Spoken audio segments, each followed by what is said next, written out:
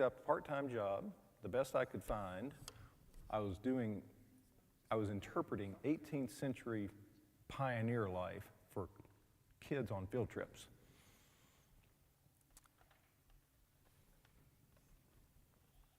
And I grew out a little beard. That's the beginning. That's how it started. And periodically, it'd come, it'd go, it'd come, it'd go, and it never got quite like it was until we got here, of all things. So that's the long and the short of it. Also, it hurts to shave.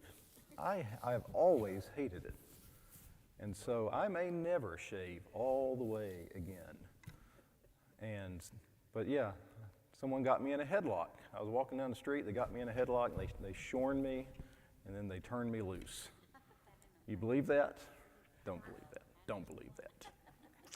Laura said everyone would be happy. So you're all smiling, so I think she's probably right. All right. Good morning, everybody. Yes. Again. She's probably right again. That's right. Again. As always, right? Well, if you'd like to read ahead, next week, chapter 25 and 31. So today we're about chapters 20 through 23. So you can see we're getting in the direction towards the end of the book. We're getting in the direction of the end of this study. We have about 3 or 4 more weeks. We'll take care of the month of November, and then we'll set our sights on an Advent series to close out the year. Already, we're looking down the end of 2025. So if you'd like to read ahead, chapter 25 and chapter 31. If you'd just like to read all the next 10 chapters in sequence, that'd be fine too. But the study next week kind of concentrates in on chapter 25 and 31. If you're watching on Facebook, we're in the book of Exodus. Good morning. Today, it's chapters 20 through 23, if you want to follow along with your Bible at home or wherever you are. And we've been in Exodus for several weeks, and all those past videos are on the Facebook page. You can go back and look at those. The text today is the 10 Commandments and the beginnings of the law. I say beginnings because in a sense, we have seen an indication already, and there'll be lots more later. And there'll be, in fact, a whole lot more that we won't cover in the book of Exodus. So this is the beginnings of the law. You may say the epitome of the law, the core, the heart, the nucleus. Okay. You'll have to go all the way through Leviticus. Well, the rest of Exodus will have some statements, some law statements, some legal material. Leviticus, Numbers, and then the whole is recast a second time in Deuteronomy. Our English word Deuteronomy comes out of Latin and the Greek, which means second law. The deutero is the second. And the nomos, the onomy, okay, nomos comes out of the Greek word for law, second law. It's the second time around, a re-giving, a restatement, a review, a repetition. Okay, so that's what the book of Deuteronomy is. If you want the complete version in brief, I'd say look at Deuteronomy. Okay, if you want everything, you'll have to go through kind of the books of Exodus, Leviticus, and Numbers. Okay, not the end of the world. If you want to read all of that, that's where we're going to be. Today, the formal statement of the 10 words, and then a nucleus of legal material in the chapters that follow. Like I said, this was anticipated last time. Back in, well, if you'd like to look back, chapter 18, last week. We have an encounter with Jethro, Moses. Moses and Aaron have an encounter with Jethro. Jethro is Moses' father-in-law. He's not an Israelite. He's a priest of Midian. So he's not even ethnically Jewish. He's not from one of the tribes. An outsider who hears what Yahweh God of Israel has done and gives him praise. Okay? We also have somewhat, so we have an encounter, and then we have somewhat of a, I don't know, crisis is the best way, but we've got a crisis. We have a problem. We have an obstacle. We have a challenge, and that is there's a lot to judge, and the burden of taking care of business, of adjudicating difficulties in the community, is something that I can't handle. There's just not enough hours in the day. We could say, as practical terms, I'm just one person. There's this whole group of people. How can I make sure that I adjudicate or convey God's intent for his people, or teach them the statutes and the laws? And then Jethro says, well, what you need is a structure that can distribute the judging and then also serve as a means to bring back to you the hard cases, the difficult cases. Is it like a series of judicial, steps or layers, kind of like we would go from local courts up to the Supreme Court, would be, I think, the best analogy that we would understand. Go all the way to the Supreme Court. Like, there's some cases you go all the way to Moses. Okay. So there's kind of an awareness of law or statute or ordinances already. Now remember, Exodus, the book, is written to people who have already heard the law.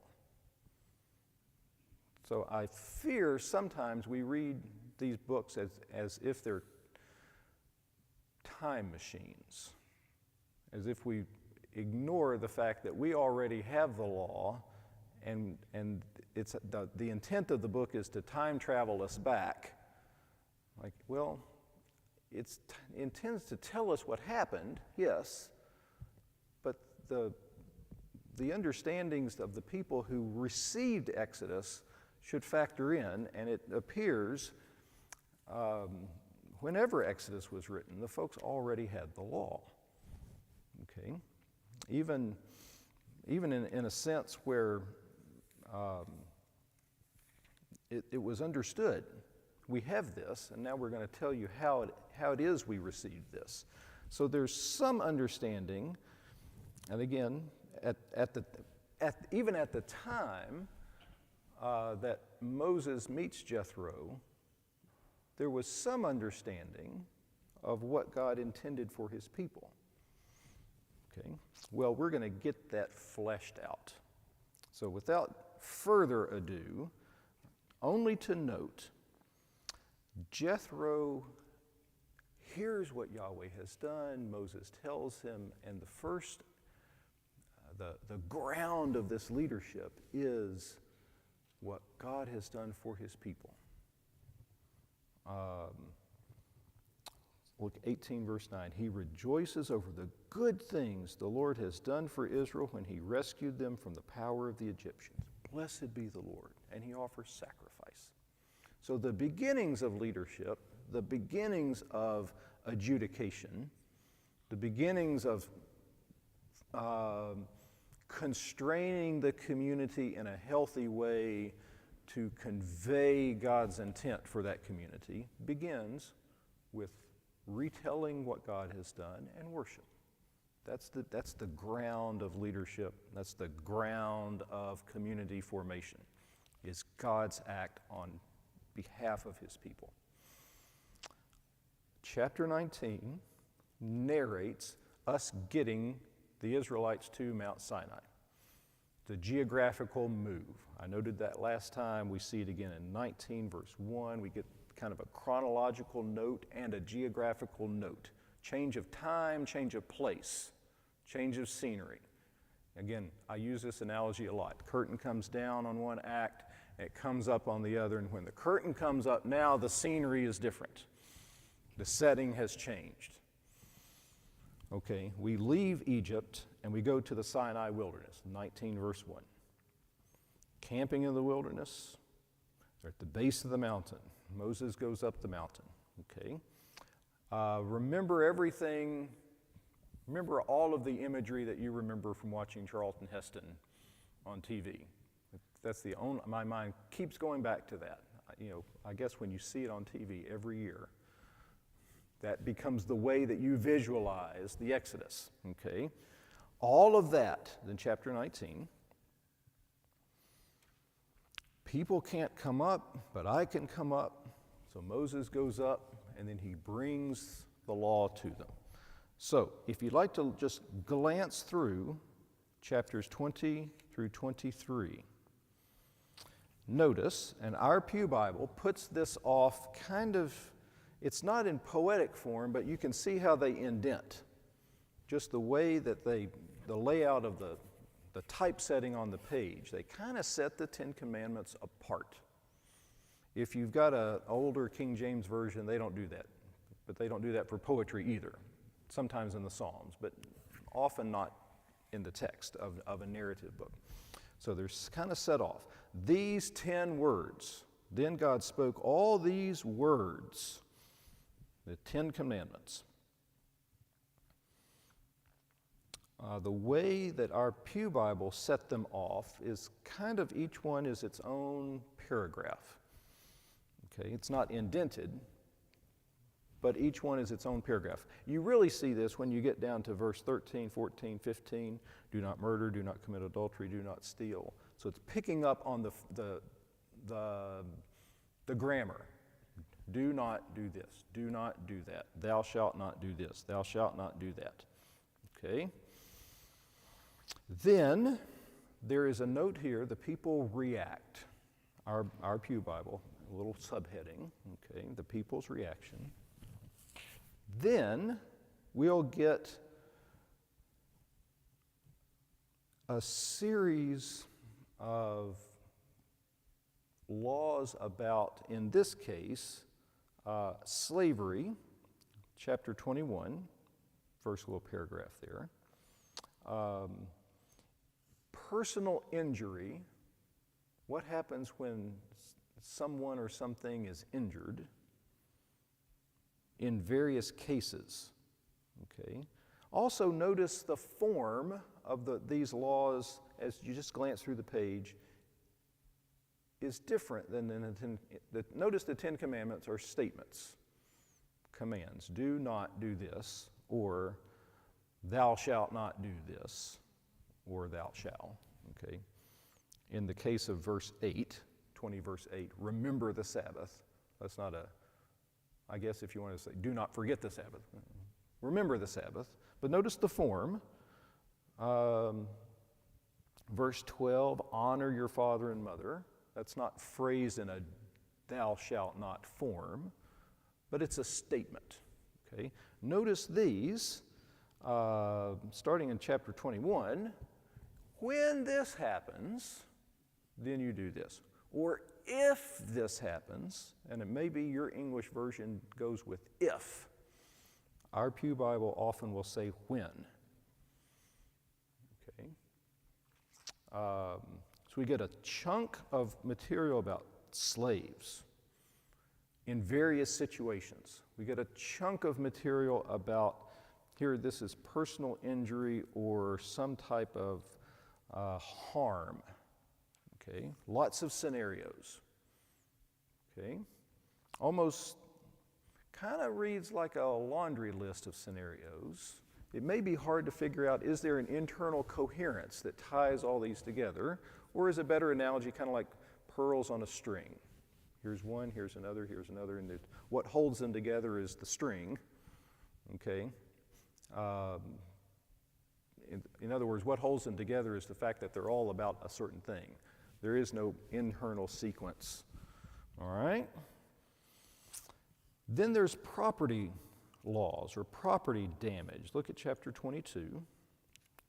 Well, the end of chapter 21 and into 22. They are put to death for a lot of things. High stakes. Yeah, you think, again, we think that's a little much. That's, death penalty for this?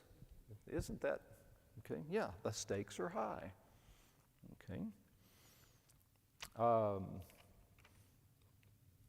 Turn the page over at proper crops. Our Pew Bible will do this, I think it's pretty helpful. The subheadings, crop protection, personal property of various kinds.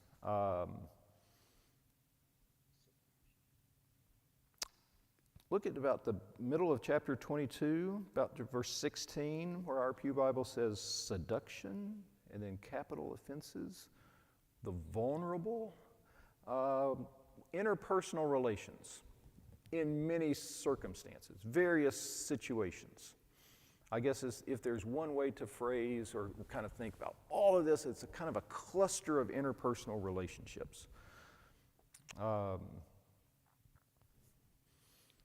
Chapter 23, notice about verse 10, we'll have a section about the Sabbath.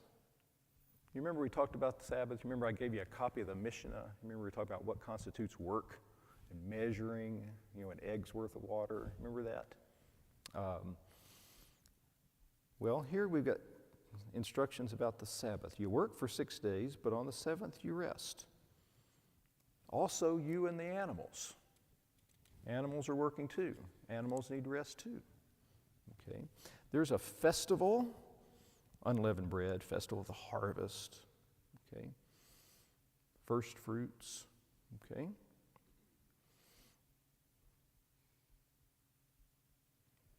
That's about that kind of middle part of chapter 23.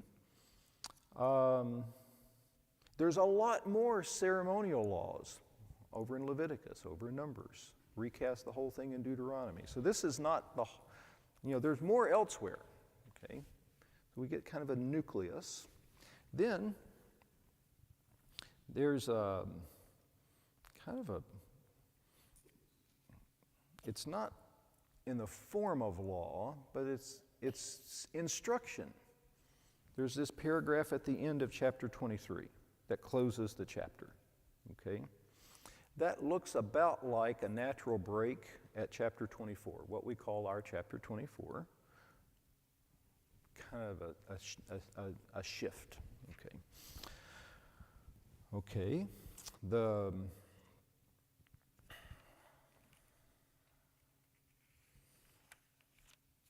without going item by item, which there's a lot to unpack, how can we unpack it without going item by item?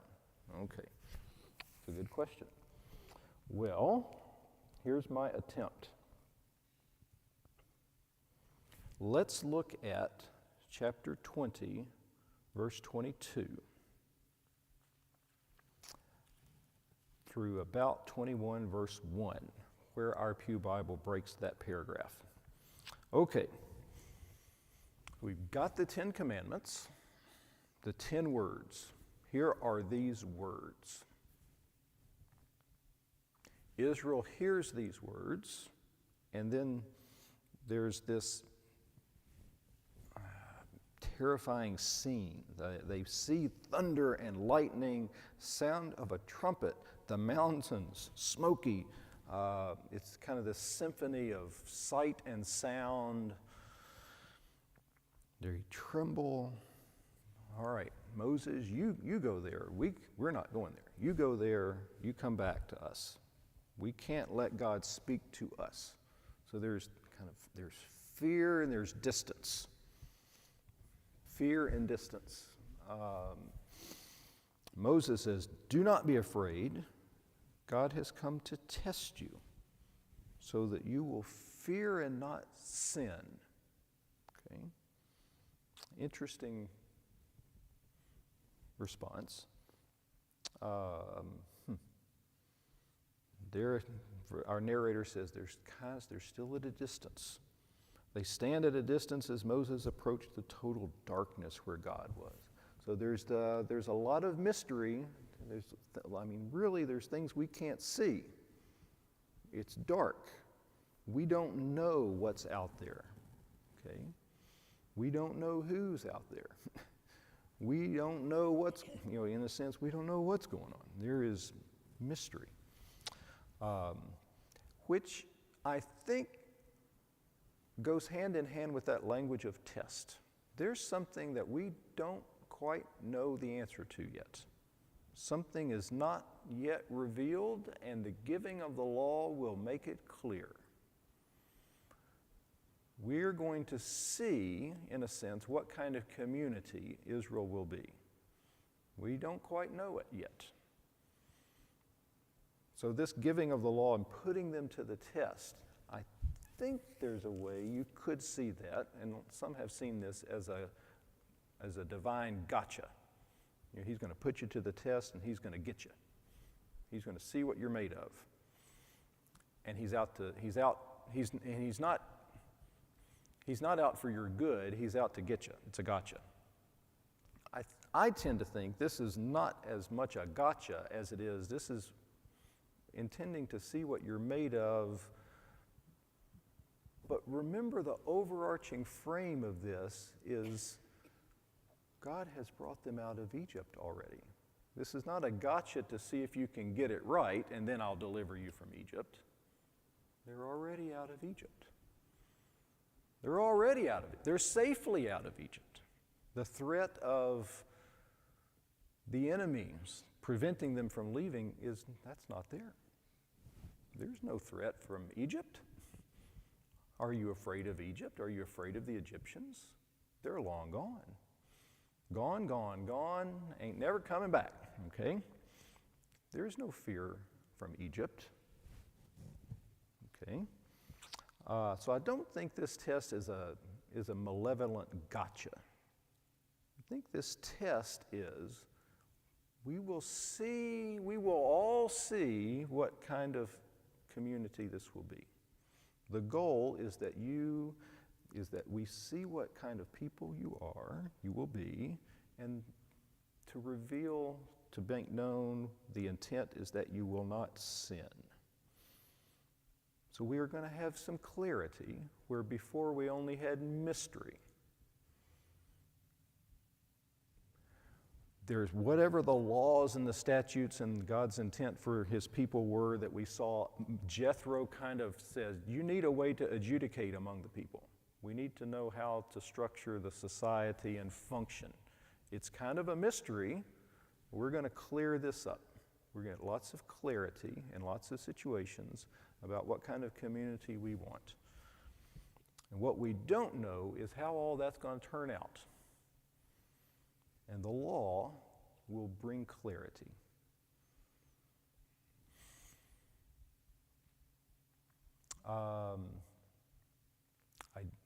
You remember when you got your first speeding ticket? Like, well, I didn't know it was 25, 30 mile an hour speed limit here. How do I? Right? You plead ignorance. Okay, like we all do. I didn't know that. Okay. The traffic sign, to stay with an analogy, helps clarify. As we all experience, it doesn't get us off the hook because the officer will then say, do you see that sign right there that says 30? And I've got my radar gun that says 52, right? Okay. My first ticket, the judge said, well, we'll do, I forgot what it was, for every mile an hour you were over. I was really speeding. I was 26 miles over the speed limit. It was not 55, it was 35. I was going 56. Nope, it's 35. Wow. Okay. The sign brings clarity. The law brings clarity. You know where you stand. Okay? You know what the intent is. It's spelled out for you. Okay? Every single possible scenario is not spelled out. Although we look here and we think, boy, they covered everything. Like in some sense, they didn't cover everything. Remember when we talked about in Mark? Because the later rabbis would say, well, what about this? Well, can you carry this much water on the Sabbath? Well, could you carry this much water to this place on the Sabbath? What does it mean to carry the water? Who carries the water? Okay? You can see they're going to try to parse out what they feel is unclear as they go through life and over the centuries accumulate scenarios that don't quite fit this or that, and we have to bring clarity. Okay? We could go off and then get into Jesus' conflict with the Pharisees at that point. Okay? But the law brings clarity. What we don't know is what kind of community this will be. Okay, the frame for all of this, look at this little paragraph at verse 22. We have this mystery, we have this fear. The Lord told Moses, "This is what you are to say to the Israelites. You have seen that I have spoken to you from heaven. Do not make gods of silver to rival me. Do not make gods of gold for yourselves. Make an earthen altar and sacrifice on it your burnt offerings and fellowship offerings, your flocks and your herds. I will come to you." So in this scene, there's distance and there's fear. Here, bring your offerings to me, and I will come to you and bless you. I will come to you and bless you in every place where I cause my name to be remembered. If you make a stone altar, do not build it out of cut stones. If you use your chisel on it, you'll defile it. You use the stones that I have created, in a sense, not the stones that you have dressed. Okay? This relationship, this, I hate to say transaction because that sounds too cold. This dynamic is not something where you bring something to me. Okay? You dress the altar, you make it pretty, you make it beautiful, as if you could give me something. The terms here are not that you have something to give to me, I am coming to you. Now, in a sense, you do bring offerings, you do bring sacrifices, but the altar, the basis for this, is not your own chiseling and skillful architecture. I say that advisedly as we're sitting in one of the most beautiful places you could imagine. Okay? So how do you get us off the hook for that? Like, well, in a sense, you notice all the way this, the intent of this style of architecture is, the whole point is a vertical emphasis up. I mean, the way the columns, the way the lines, all of this style of architecture is directed up. That's how I get us off the hook, okay? In a beautiful place, okay? I don't want to totally get us off the hook because we still need to feel the pinch that the point of your worship is not the beautiful places you construct. I think it's helpful if the beautiful places you construct point you up, okay? It looks like the altar that's described here, the point of dressing the stones is to look at what you have created, which if you see in the immediate sentence before is, do not bring me an idol that you have made. Do not make an idol of silver, do not make an idol of gold, do not make an altar that you dress up. In other words, you're not the creator here. But if you understand your creatureliness, even dirt or undressed stones, just the stones you find, and you put them together and you give me an offering, I will come to you and bless you.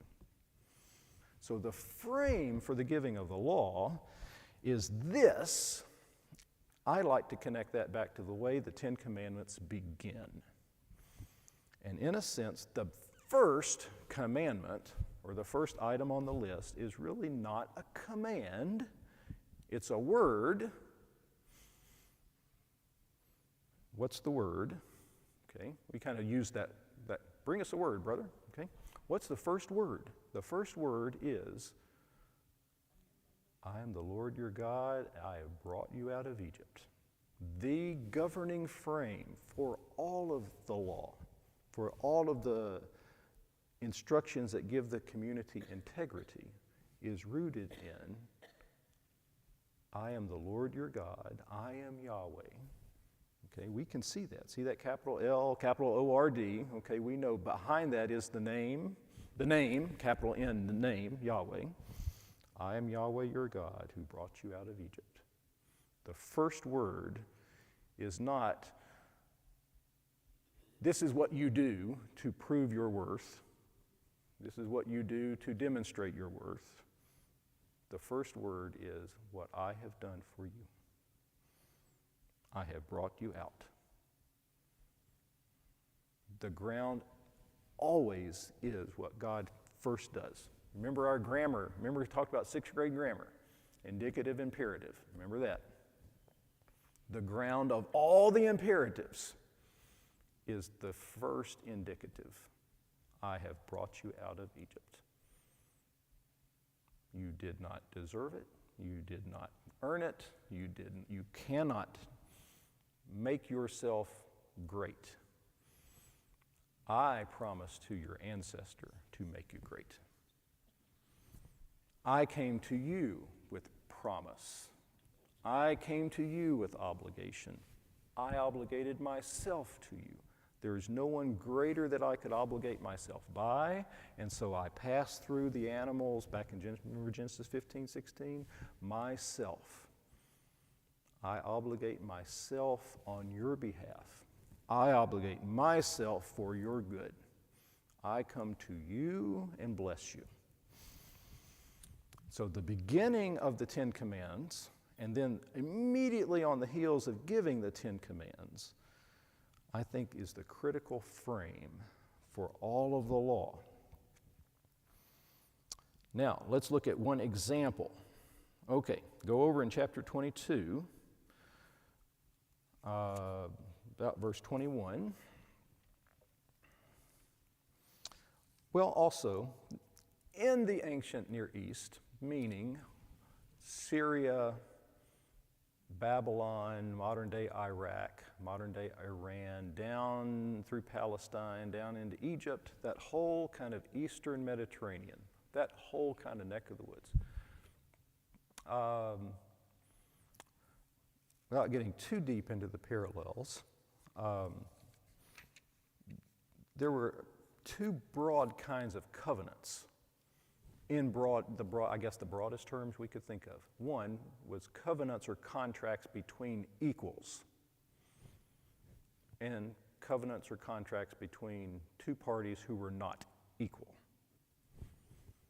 In other words, basically peers. How would you negotiate relationship between two people who are basically peers? There's not one that's got leverage over the other. There's not one that has power over the other. There's not really one that has control and the other is obligated. There's not an unequal relationship. There's basically an equal relationship. Parity, peers, okay, on par, on an equal basis. And then there are covenants between where one party is clearly in control, clearly determines the terms, and the other's not. Deuteronomy, the book, bears a lot of similarities with covenant forms between two parties where one is not equal to the other. Where Yahweh, God of Israel, is the powerful king, and the other, Israel, is the client king. So you'll see these kinds of covenants between kings. Look at Exodus 22. There is a law, 22:21. You must not exploit a resident alien or oppress him, since you are resident aliens in the land of Egypt. That's the epitome So I've had to look at one of these. How can you pick one? Well, it's hard to pick one, but that one sentence kind of epitomizes everything about the law. Here is an instruction. Often in ancient Near Eastern law codes, you'll find two basic forms of giving laws. One is a categorical statement. This is what you are to do. Think of a business contract between two partners. Divide up the labor. You will do this, I will do that. Okay, they may be on equal terms, but we're going to clarify it, we're going to get it in writing, we got some clarity. I do this, you do that. Or there's laws written in specific cases. In this case, you do this. When A, then you do B. Now you could be between equals, or you could be between two people or two parties of the covenant who are not equal. A case law, in this case, when this is true, you do this. And there's a lot of categorical statements in the Ten Commandments. There's a lot of case law elsewhere. Case law is notoriously predictable when you say if then, or when this happens, then you do that. Well, look at this 22:21. You must not exploit a resident alien because you were resident aliens. That's the whole thing.